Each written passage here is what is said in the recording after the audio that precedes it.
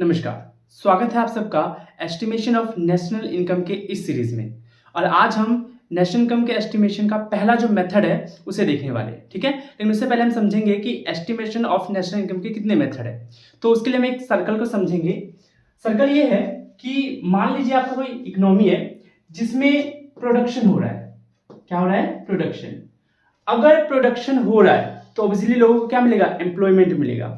और अगर लोगों को एम्प्लॉयमेंट मिल रहा है तो उनको क्या मिल रहा है? इनकम मिल रहा है। यानी अगर प्रोडक्शन होगा तो क्या होगा? इनकम होगा। वाई फॉर इनकम, इकोनॉमिक्स में वाई फॉर इनकम होता है, ठीक है। अगर आपकी इनकम है, अगर आपकी क्या है? इनकम, तो आप ऑब्वियसली उसे खर्च भी जरूर करेंगे। तो अगर आपकी इनकम है तो आप उसे एक्सपेंड भी जरूर करेंगे। और अगर आप अपने इनकम को एक्सपेंड कर रहे हैं तो किस चीज पे कर रहे हैं? गुड्स और सर्विस पे कर रहे हैं। और गुड्स और सर्विस क्या प्रोड्यूस हो रही है, इसका मतलब इकोनॉमी में उस गुड्स और सर्विस की प्रोडक्शन और बढ़ जाएगी। यानी ये एनहांस करेगा किसको? प्रोडक्शन को, ठीक है। तो ये तीन फेज होते हैं नेशनल इनकम को फाइंड करने के। सबसे पहला होता है प्रोडक्शन मेथड, यानी इसी को हम output method, value added method भी बोल सकते हैं। दूसरा है इनकम मेथड, ठीक है। और तीसरा है एक्सपेंडिचर मेथड। सबसे बेसिक जो मेथड होता है वो इनकम मेथड होता है, इसलिए हम इसको आज देखने वाले हैं, ठीक है। इससे पहले आपको याद रखना है कि हमारी जो इकोनॉमी है उसमें हमेशा याद रखना है कि जो इनकम होता है, जो एक्सपेंडिचर होता है वही इनकम होता है, ठीक है। मतलब अगर आप एक्सपेंड कर रहे हो तो ऑब्वियसली किसी की क्या बन रही है? इनकम बन रही है, ठीक है। तो इनकम और एक्सपेंडिचर इक्वल होता है। तो हमारे इन तीनों मेथड से जो आंसर होगा वो भी ऑब्वियसली सेम आने वाले हैं, ठीक है। तो आज ये पहला जो मेथड है उसे देखते हैं। पहला मेथड है इनकम मेथड। इनकम मेथड मैं अभी ये मान के चल रहा हूं कि आपने सारी बेसिक्स जो मैंने बना रखी है इस टॉपिक पर वो देख रखी है, ठीक है। तो पहला मेथड आपका इनकम मेथड। अब यहां से एक माइनोलॉजी याद रखना है आपको कि एक टर्म होगा आपके पास मेजर, एक होगा माइनर, एक होगा सब माइनर, ठीक है। मेजर, माइनर, सब माइनर। अब आपको क्वेश्चन में देखना है, अगर आपको मेजर टर्म गिवन है तो आपको माइनर और सब माइनर को नहीं देखना है। अगर आपको मेजर नहीं गिवन है तो आपको ढूंढना है माइनर टर्म को। अगर ये गिवन है तो इसको नहीं देखना है। और अगर ये दोनों नहीं गिवन है तो आपको ये, यानी कि ऑर्डर में अगर आपको ये नहीं मिलता है तो आपको इन दोनों को देखना है। अगर आपको ये नहीं मिलता है तो आपको इसे देखना है, ठीक है। तो चलिए स्टार्ट करते हैं। पहला मेजर COE, यानी कंपनसेशन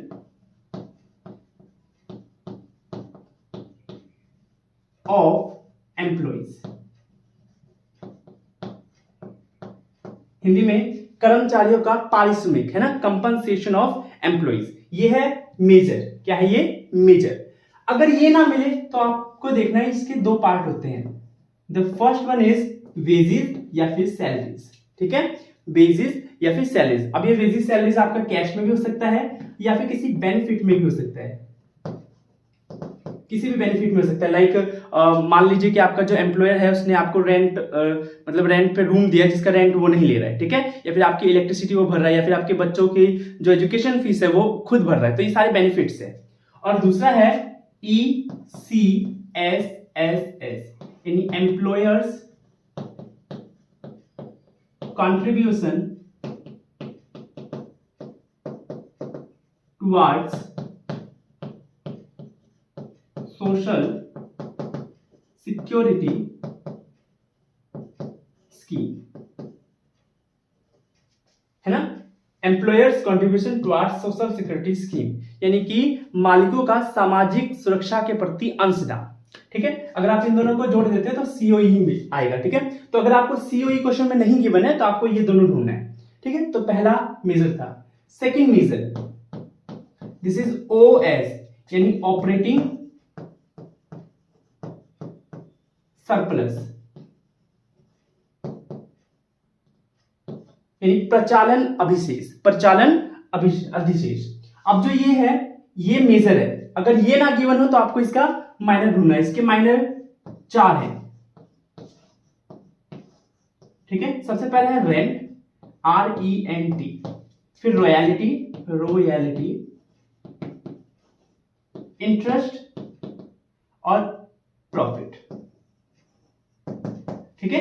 रेंट, रॉयल्टी, इंटरेस्ट और प्रॉफिट। इसे याद रखने के लिए आप रिप याद कर सकते हैं, RIP, है ना। जब कोई इस दुनिया में नहीं होता है तो हम उसे क्या बोलते हैं, रिप। तो R for rent and royalty, I for interest और P फॉर प्रॉफिट, ठीक है। तो ये इसके क्या है, माइनर है।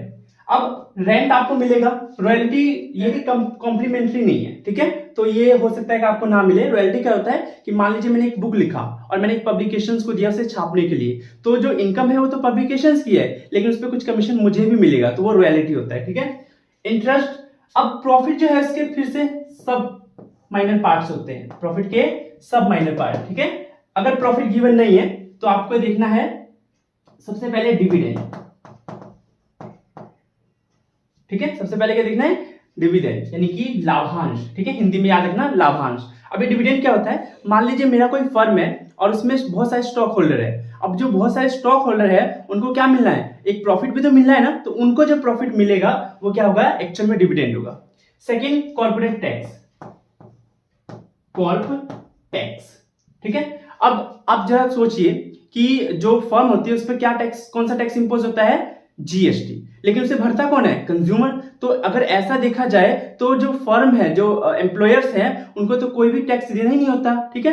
तो ये गलत है, उनको कहां टैक्स देना होता है, अपनी प्रॉफिट पर। उनका जो भी प्रॉफिट होता है उस पर टैक्स लगता है, जिसे क्या बोलते हैं, कॉर्प टैक्स यानी निगम कर, ठीक है। और थर्ड आपका अनडिस्ट्रीब्यूट प्रॉफिट, अनडिस्ट्रीब्यूट प्रॉफिट, ठीक है, जिसे आप शॉर्ट फॉर्म में यूपी बोल सकते हैं, अनडिस्ट्रीब्यूट प्रॉफिट, ठीक है। और जो थर्ड आपका मेजर होने वाला है, थर्ड जो आपका मेजर होने वाला है वो होने वाला है मिक्स्ड इनकम, मिक्स्ड इनकम यानी MI, ठीक है। मिक्स्ड इनकम यानी MI।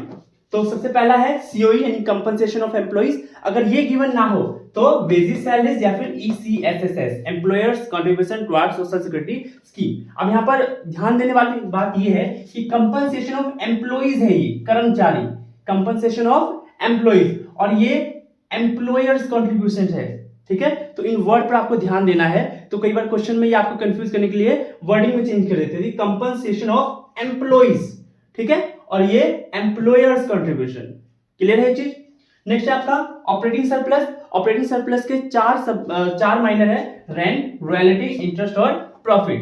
प्रॉफिट के फिर सब माइनर है, डिविडेंड, कॉर्प टैक्स और अनडिस्ट्रीब्यूटेड प्रॉफिट। और थर्ड जो आपका मेजर है वो क्या है, मिक्स इनकम है, ठीक है। अगर अब जो इनकम मेथड कहता है कि अगर आप इन तीनों को जोड़ दे, यानी कि COE plus OS plus MI, ठीक है। अच्छा, MI क्या होता है ये भी बता देता हूं। मान लीजिए कि मैं सुबह 9 बजे से लेकर 5 बजे तक कोई जॉब करता हूं, ठीक है। अब 5 बजे से लेकर मैं रात के 10 बजे तक खाली हूं, तो मैंने सोचा क्यों ना मैं एक अलग से साइड बिजनेस कर लूं, है ना। तो उस बिजनेस से जो मुझे पैसा मिलने वाला है वो मेरा मिक्स इनकम होने वाला है, ठीक है। तो इसे मिक्स इनकम बोलते हैं, जो कि एक्स्ट्रा इनकम होता है, ठीक है। तो COE यानी कि पहला है मेजर, OS यानी सेकंड मेजर, और MI यानी थर्ड मेजर को अगर हम ऐड कर देंगे तो हमें मिलेगा डोमेस्टिक इनकम। क्या मिलेगा, डोमेस्टिक इनकम, यानी कि NDP@FC, ठीक है। NDP@FC इज क्या, डोमेस्टिक इनकम। डोमेस्टिक इनकम की स्पेलिंग वीडियो में दिख नहीं रही है, मैं यहां लिख देता हूं, डोमेस्टिक इनकम यानी कि NDP@FC, ठीक है। अब इसमें आप कंफ्यूज मत होना, अगर इसमें आपको कंफ्यूजन हो रहा है तो आप इससे पहले जो मैंने वीडियो बना रखी है बेसिक्स पे, उसे आप चेक कर सकते हैं, ठीक है। तो फिर से एक बार हम देख लेते हैं हमने क्या पढ़ा। हम आज इनकम मेथड पढ़ रहे हैं, कैलकुलेशन ऑफ नेशनल इनकम का एक मेथड है इनकम मेथड, जिसमें हम सबसे पहले क्या देखते हैं, COE यानी कंपनसेशन ऑफ एम्प्लॉइज, कर्मचारियों का पारिश्रमिक। अगर ये गिवन ना हो तो हमें फाइंड आउट करना है बेसिक सैलरीज एंड ECSSS, ठीक है। बेसिक सैलरीज और ECSS को दोनों को जोड़ देंगे तो COE मिलने वाला है, ठीक है। सेकंड हमारा मेजर है OS यानी ऑपरेटिंग सरप्लस। अब ये जो ऑपरेटिंग सरप्लस है इसके 4 माइनर है। पहला है रेंट, रॉयल्टी, इंटरेस्ट और प्रॉफिट। और जो ये प्रॉफिट है इसके फिर से 3 सब माइनर है। पहला है डिविडेंड, सेकंड है कॉर्पोरेट टैक्स और थर्ड है अनडिस्ट्रीब्यूटेड प्रॉफिट, जिसको आप नेट प्रॉफिट भी बोल सकते हो, ठीक है। और थर्ड जो मेजर है वो है मिक्स इनकम। इसका कोई सब माइनर नहीं है, सब पार्ट नहीं है, तो ये मिक्स इनकम है। और अगर आप तीनों को जोड़ते हैं, COE plus OS plus MI, तो आपको क्या मिलेगा? Domestic income. डोमेस्टिक इनकम यानी कि एनडीपी एट एफसी, ठीक है। ओके, आई होप सो कि आपको ये कॉन्सेप्ट समझ में आया होगा।